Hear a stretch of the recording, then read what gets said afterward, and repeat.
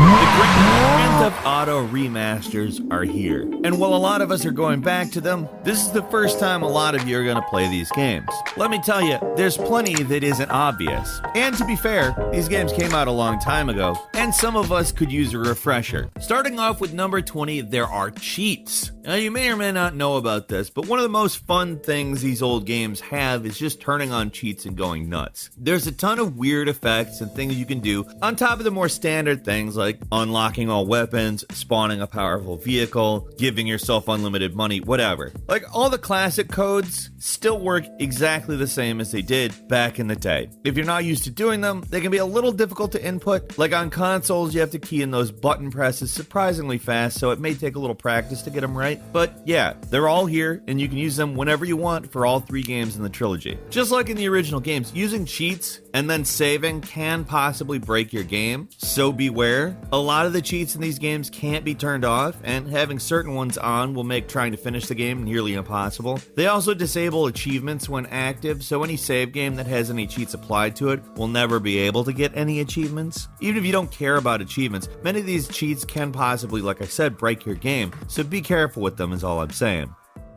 At number 19, we're going to talk about GTA 3 for a few points.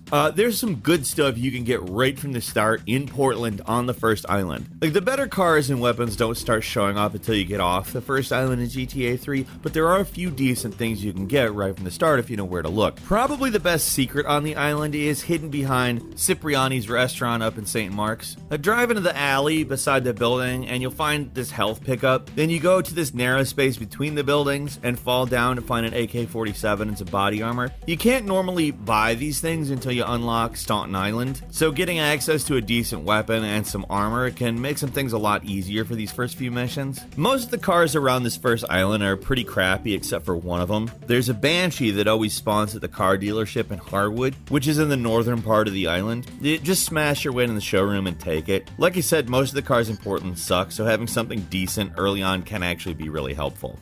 At number 18, you're stuck on one island at first, so you have to progress further through the game to unlock the other ones. One annoying part of these early 3D GTA games is that they lock off parts of the city until you get further. A good 2/3 of Liberty City is locked off until you complete certain missions to unlock them. Without spoilers, I'll just say what missions you have to complete to unlock the first island. Last Requests is the final mission for the Leone crime family, and completing it unlocks Staunton Island. To freely travel to the final island, Shoreside Vale, you have to finish the mission at Drop in the Ocean, which is the 3rd mission you do for Donald Lowe. So if you want to be able to go everywhere in the game, you got to do these missions before you can. At number 17, beware angering the gangs. If there's anything you should know about GTA 3, it's probably this. At certain points in the story, gangs will turn on you. That means that these guys will start shooting the second they see you on their turf. Probably the biggest gang to turn on you is the Leone family, the mob. They turn on you after you complete the mission Sayonara Salvatore, which is the first mission you get from Asuka Kasen, who is one of the Yakuza bosses. Now the Yakuza will turn on you after completing either the pickup or trial by fire. What's worse is that any of the missions you still had left to do for the Yakuza become unavailable after they turn on you, so make sure to finish up what you have left before doing either of these 2 missions. These 2 are the big ones. A few other gangs get hostile as well, but these are definitely the worst.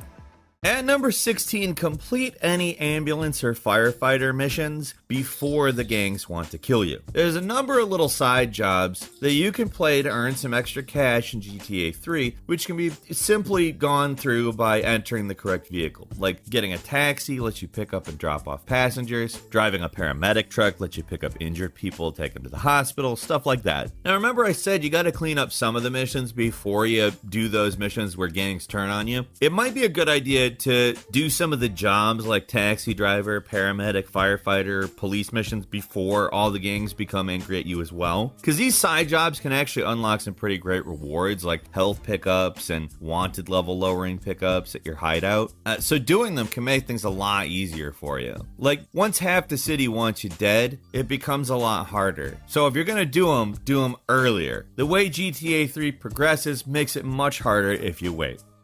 At number 15, hookers can heal you past 100 health. The infamous, controversial GTA prostitutes got their start in Grand Theft Auto 3, even if actually using them is kind of confusing. It probably seems like a waste of time, but they can actually heal you up to a maximum of 125 hit points. To pick one up, just drive up to them in a non-special vehicle. Stuff like ambulances, taxis, or police cars will not work. Keep that in mind. And just wait for them. They get in the car and yeah. Most people online say you need to drive to a secluded area, but apparently any location that quote-unquote kicks up dust will do. Stop the car will start shaking to, indicate the festivities have commenced. Although if you actually look at the car, everybody's just sitting in it like normal, because there aren't animations. But yeah, that's 125 hit points for you if you're looking for a way to do that. At number 14, you get money just for destroying cars. In a lot of ways, Grand Theft Auto 3 really feels like the 3D version of the original top-down GTA games. Because one feature that's a definite holdover from those more arcade-style games is that just bumping into any car earns you money. Destroying cars gets you even more, so they're actually rewarding you for going on a rampage in this game. It's basically free money. And number 13 is a quick rampage tip. Anytime you find a rampage mission that requires destroying a certain number of cars, it can be really annoying. Like, there's so many times where the mission timer just runs out because you couldn't find any cars around. To make it a lot easier to pull off, just get a 2-star wanted level before starting a rampage mission. So police cars will just continuously spawn, and they count towards the rampage total. So it makes the whole thing way easier.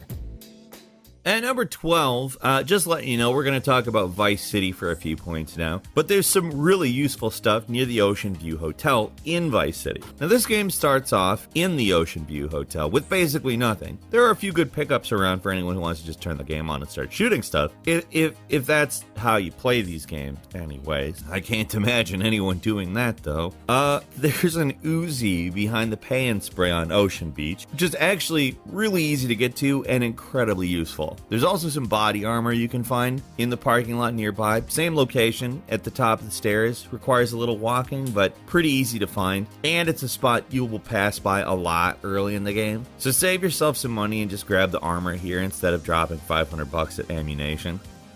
At number 11, do the Malibu Club property missions first. After finishing the mission shakedown, you can finally start buying up properties around Vice City, and for most people, the first one you should get is the Malibu Club. It's pretty expensive at $120,000, but it unlocks some really cool missions and is required to unlock maybe the best asset in the whole game. Plus, once you complete the 3 missions for the place, you'll start to earn $10,000 a day, which will easily get you back the money you paid on the place and then some quick. Outside of getting you a lot of money, you have to go through the Malibu Club missions before you can unlock Phil's place, where you can get maybe the best weapons in the whole game, and having access to these weapons can make things a lot easier in the long run, so it's worth it to unlock these things as soon as possible.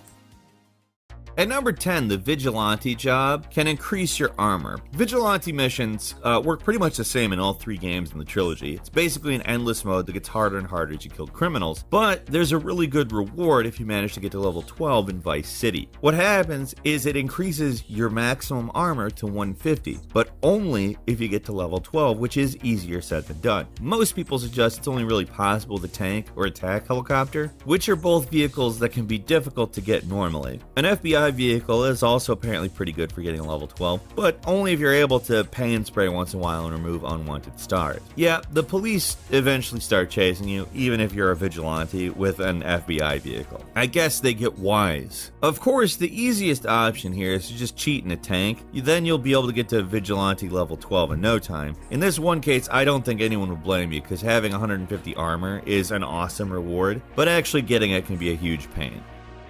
At number 9, you can deliver pizza to increase your max health. It's a new side job for Vice City, and it's not quite as fun as Vigilante, but the reward for getting to level 10 is really good. The Pizza Boy mission can actually increase your max health. There's a few tricks to make the whole process a little easier, at least. For one thing, it's not a bad idea to throw away all your pizzas before returning to get more. That way you can max out the amount of pizzas you can carry. You also don't have to wait at the window until the blips appear on your map. You can just stop for a second and then start moving again, the checkpoints will eventually appear, so you can save yourself a little time. Time stops when you check your map as well, so plan out your route before heading out. It's another way you can save a lot of time. Having 150 health is absolutely worth getting, even if actually completing these missions and getting level 10 can be really annoying to do.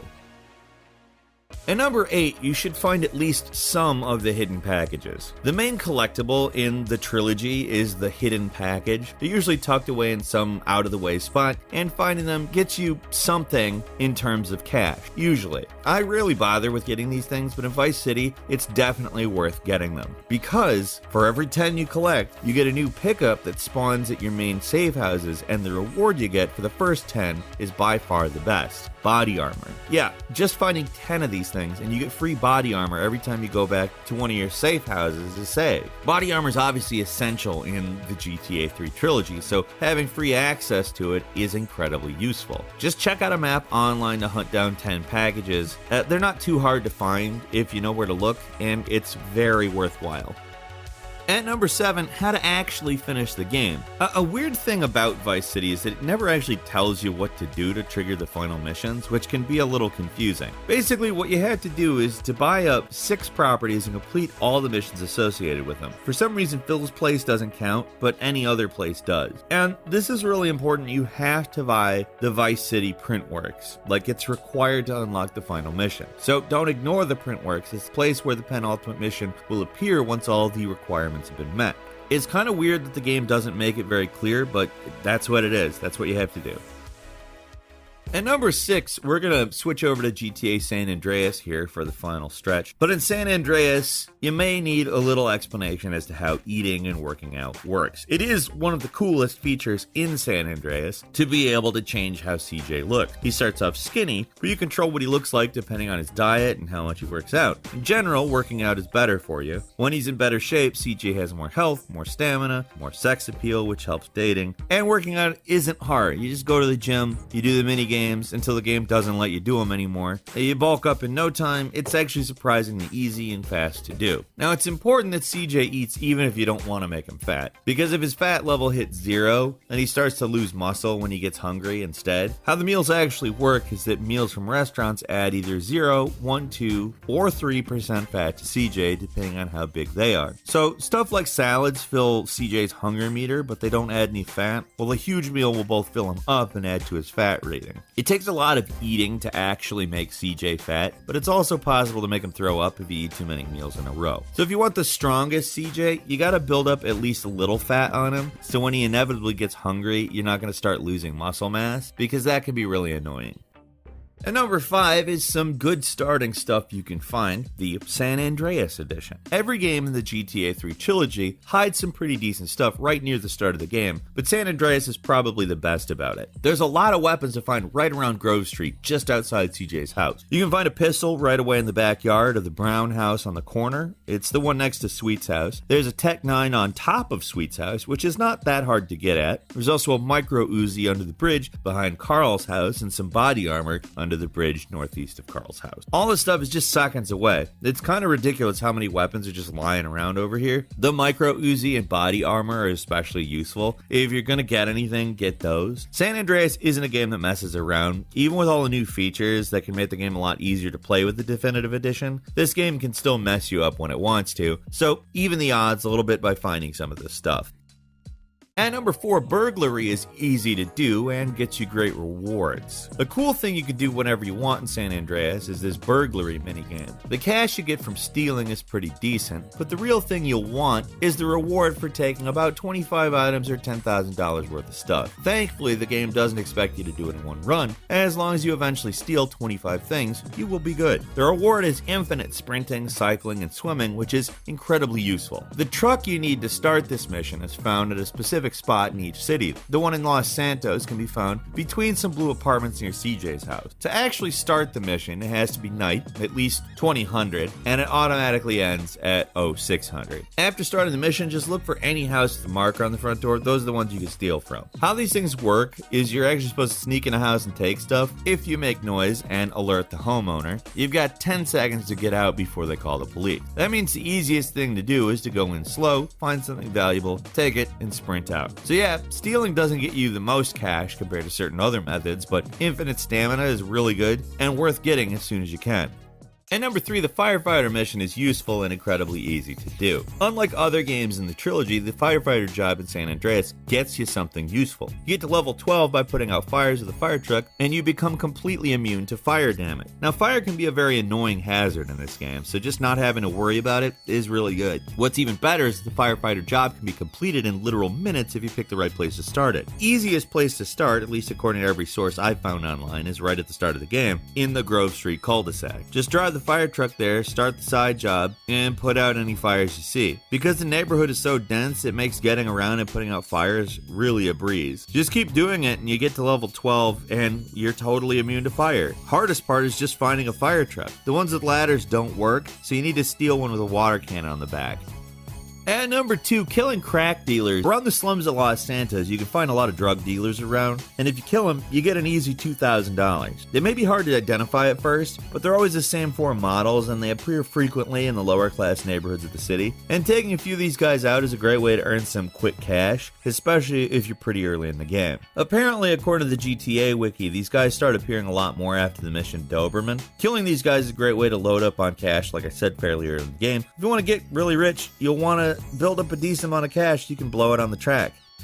And finally, number 1, let's talk about the track. The easiest way to make a lot of money fast in San Andreas without cheating is to find one of these betting places called the Inside Track. Inside you find machines that let you put money on one of 5 possible horses, and if the horse you choose wins, you'll earn the payout depending on the odds on the horse. It's a pretty straightforward system, which means it's easy to game. Just save first, put all your money down on one horse and see what happens. If you lose, just load your save and try again. General consensus seems to be to put money on the horse with the lowest odds to win because you'll get the biggest payout, and while it can take a while for it to pay out, just one win can be absolutely huge, especially if you're betting on a horse with 10-to-1 odds or something like that. If you manage to unlock the Jefferson safe house, you'll be able to restart pretty close to the Inside Track under the Mulholland intersection in downtown Los Santos. The best thing you can do is to just stick to one horse and keep reloading until it wins, if only for consistency's sake. If you just keep at it, you can quickly turn the little bit of cash you start out with into millions of dollars. And that's all for today.